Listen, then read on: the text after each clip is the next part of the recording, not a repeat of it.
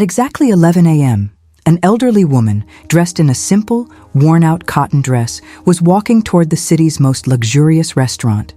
Her name was Evelyn Thompson. She carried an old handbag. But the moment she reached the restaurant door, the doorman's forehead creased with a frown.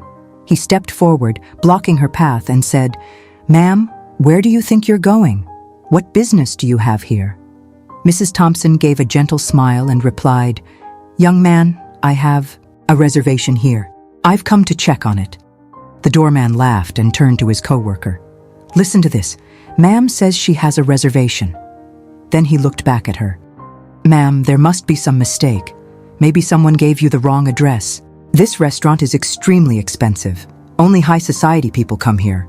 Regular folks can't afford it." The restaurant hostess, Ashley Kane, overheard the conversation. She looked Mrs. Thompson up and down from head to toe.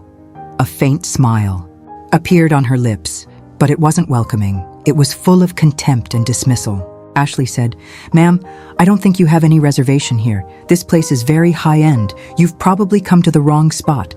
Mrs. Thompson remained calm and said, "Miss, just check once. Maybe my reservation is listed." Ashley shrugged indifferently. "Fine, ma'am. It'll take a while. Why don't you have a seat in the waiting area?" Mrs. Thompson nodded and slowly made her way to the waiting area. Many customers in the lobby stared at her strangely. Someone whispered, "Looks like she's here for a free meal." Another added, "She probably couldn't even afford a glass of water in this place." Mrs. Thompson heard it all but stayed silent. The lobby atmosphere grew awkward. People sipped their lattes and coffees, pointing and gossiping. A little girl innocently asked her father, "Daddy, why is that lady sitting here? She doesn't look like she belongs with the restaurant people." Her father replied, "Sweetheart, that's just how life works sometimes. When luck isn't on your side, you have to listen to what people say." Meanwhile, Ashley Kane walked past again and told her coworker, "I don't know what the manager will say. Letting people like that sit here is risky. It ruins the restaurant's image." Her coworker laughed. "Nothing will happen. She'll get tired and leave on her own in a little while." Mrs. Thompson heard every word but didn't say a thing. She simply waited for someone to listen to her. She sat there for a full hour, occasionally checking her watch or glancing toward the reception desk.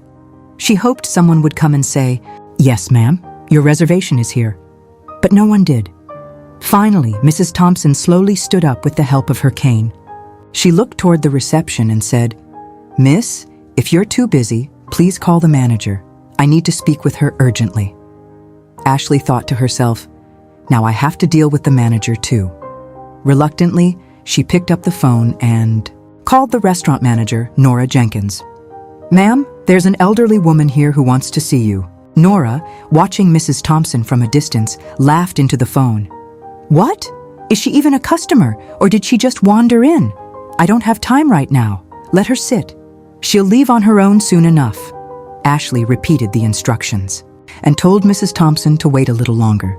Mrs. Thompson sighed deeply and sat back down in the corner chair. Every eye in the lobby felt heavy on her shoulders, but her gaze still held the same patience, as if to say, the truth can be hidden, but it cannot be stopped. Time dragged on. Each minute felt like a mountain to her. Ashley Kane approached again, speaking sternly. "Ma'am, you'll have to wait a bit more. The manager is still busy." Mrs. Thompson smiled and nodded. "That's fine, dear. I'll wait." At that moment, restaurant manager Nora Jenkins was in her office on a phone call with an important out-of-town client. Arrogance was clear on her face. After hanging up, she received another call from Ashley. "Ma'am, that woman is still sitting in the lobby. Please come see her once." Nora chuckled. "Let her sit. She'll get tired and leave soon. I don't have time for useless people like that." Just then, a young staff member named Ethan Brooks, the restaurant's cleaner, came by. He saw Mrs. Thompson. While everyone else was mocking her, Ethan looked at her with respect. He walked over slowly and asked, "Ma'am, how long have you been sitting here? Has no one helped you?" Mrs. Thompson smiled at him. "Son, I want to speak with the manager, but she seems busy." Ethan's face tightened. Ma'am, don't worry. I'll talk to her right now. Mrs. Thompson nodded. Thank you, dear. God bless you. Ethan walked quickly to the manager's office, knocked, and entered. Nora gestured impatiently. What is it? Ethan said respectfully. Ma'am, there's a woman in the lobby who wants to see you. Nora frowned, her voice cold. Ethan, how many times have I told you to stay away from useless people? She's not a customer. She probably wandered in by mistake. Ethan replied softly. But ma'am, she says it's urgent. Nora laughed. Urgent? Do you know how many millions of dollars in business happen here? And you want me to meet some old lady? Ethan fell silent, but inside he felt sad. How can anyone judge a person just by their appearance? Does sitting in a big position mean you forget basic human decency? Nora said harshly. Ethan, do your job. This is beyond you. Ethan lowered his head and left. He returned to the lobby and looked at Mrs. Thompson. Her eyes still showed patience. He sat beside her and said, Ma'am, I tried, but the manager doesn't want to meet right now. Mrs. Thompson smiled and placed a hand on his shoulder. It's all right, son. You tried. That's enough for me. Ethan's eyes welled up. He realized this woman was no ordinary person. There was an extraordinary strength in her simplicity. The lobby grew even heavier with mockery and laughter. Mrs. Thompson's silence and Ethan's unease created a strange scene. Nearly another hour passed. Mrs. Thompson sat quietly, then closed. Her eyes for a moment thinking, patience is the real strength. But now the time had come for the truth to be revealed. The restaurant clock struck 3:30 p.m. Mrs. Thompson could wait no longer. She picked up her cane, slung her bag over her shoulder, and walked toward the reception. More people in the lobby mocked her again. Look, ma'am is going to fight the manager now. Ashley Kane, standing at reception, looked irritated. Ma'am, I already told you to wait. The manager is still busy. Mrs. Thompson looked at her gently. Miss, I've waited long enough. Now I will speak to her myself. With that, she walked straight toward Nora Jenkins' office. Silence fell over the lobby. Every eye followed her. Everyone wanted to see what would happen next. The moment Mrs. Thompson opened the office door, Nora, seated in her swivel chair, said arrogantly, Yes, ma'am? What's all the commotion about? What do you want? Mrs. Thompson calmly opened her bag, took out an envelope, and handed it over. This is my reservation and some details about the restaurant. Please take a look. Nora took the envelope with a laugh but tossed it onto the desk without opening it. Her smile was full of arrogance. When someone has no money in their pocket, talking about reservations is pointless. I can tell just by looking at people like you that you have nothing. This restaurant is way out of your league. Please leave nicely. Mrs. Thompson looked her in the eye. Her voice became deep and firm. Just look at these papers once. The truth is rarely what it seems. Nora leaned back in her chair and laughed loudly. Ma'am, I don't need to see any papers. I've been running this restaurant for years. I can judge people's worth just by their appearance. Your look tells me you have nothing. Some customers in the lobby laughed too. Mrs. Thompson sighed deeply, placed the envelope on the desk, and said quietly, All right, if you don't believe me, I'll leave. But remember, you will have to face the consequences of what you did today. She turned toward the door. Behind her, customers whispered, The manager did the right thing. People like that need to be taught a lesson. Mrs. Thompson walked out of the restaurant. Her slow steps and the tap of her cane left an eerie silence among the entire staff. But Nora sat in her chair, smiling, her face a mix of pride and disdain. Meanwhile, the cleaner, Ethan Brooks, walked over to the envelope. He picked it up quietly and went to the server computer. He logged in and began checking the files based on the details in the envelope. Within minutes, his eyes widened. The screen showed information that left him stunned. The records clearly stated that Evelyn Thompson was the 65% shareholder and founding member of the restaurant. Ethan's breathing quickened. He printed the report immediately, grabbed the papers, and ran to the manager's office. Nora was still on the phone with a customer. Ethan said softly, Ma'am, please look at this report. The woman who came earlier, she is the real owner of our restaurant." Nora hung up and frowned at him. "Ethan, how many times have I told you? I'm not interested in reports about people like that. This is nonsense." Ethan tried again. "But ma'am, the report clearly says Evelyn Thompson is the owner.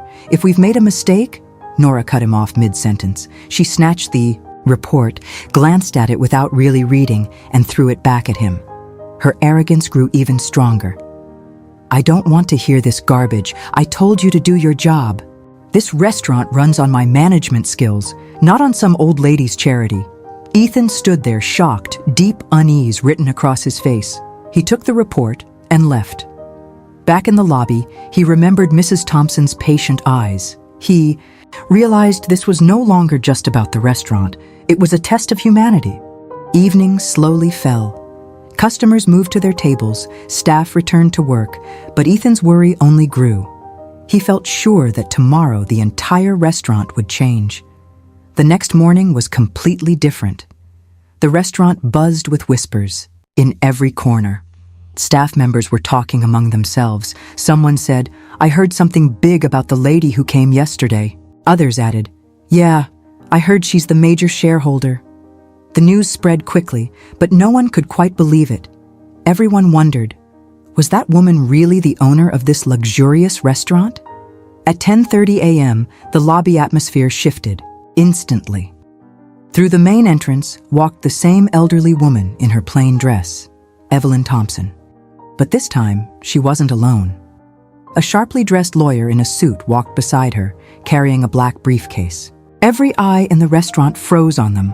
The doorman, hostess, waiters, everyone stood stunned. The woman they had all dismissed the day before now entered like the true owner of the place. Mrs. Thompson gestured firmly. "Call the manager." Her voice no longer held any softness. It carried the authority of command. Moments later, Nora Jenkins came out, a trace of nervousness on her face, though arrogance still lingered. She forced a half smile. "Yes? What can I do for you, ma'am? Back again today?" Mrs. Thompson looked her straight in the eye, her voice icy. "Nora Jenkins, I told you yesterday. You would have to face the consequences of your actions. That day has come." Nora was caught off guard. She tried to laugh it off. The lawyer opened his briefcase, pulled out a thick file, and placed it on the table for everyone to see. In a clear, loud voice, he announced, "These documents state that 65% of the shares in this restaurant are in the name of Evelyn Thompson. She is the rightful owner." The entire staff stood frozen. Ashley Kane's hands began to tremble. Customers in the lobby whispered to one another, "So it was true. She really is the owner. We made such a huge mistake." Mrs. Thompson tapped her cane on the floor and stood tall. Her voice was now strong and resolute. "Nora Jenkins, as of today, you are no longer the manager of this restaurant. Ethan Brooks will take your place." Nora shook with anger. "Are you firing me? I've been running this restaurant for years." Mrs. Thompson's voice rose like thunder. "I built this restaurant with my own hard work. Its foundation rests on my effort. I could have you removed in an instant, but as punishment, you are being reassigned to the entry-level duties. The same work you made others do." She called Ethan over, placed a hand on his shoulder and said, "You had no money, but you had humanity in your heart. That is the real qualification. You deserve this position." Tears rolled down Ethan's cheeks. Overcome with emotion, he said, "Ma'am, I only did what any decent person would do." Mrs. Thompson smiled. "And that, son, is the greatest qualification of all." Then she turned to hostess Ashley Kane. Her gaze was so stern that Ashley trembled. Mrs. Thompson said, "Ashley, this was your first mistake, so I forgive you. But remember, never judge anyone in this restaurant by their clothes. Every person deserves equal respect." Ashley clasped her hands, crying, "Please, forgive me, it won't happen again." Finally, Mrs. Thompson looked around the room and spoke loudly so everyone could hear. "Listen, everyone, this restaurant is not only for the rich. Here, humanity will be the true identity.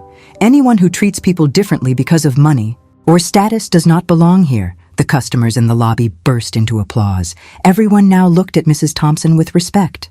Those who had mocked her the day before now bowed their heads. Mrs. Thompson concluded, "Real wealth is not in money. It's in character. If your thinking is big, you yourself become big." With that, she walked out with her lawyer.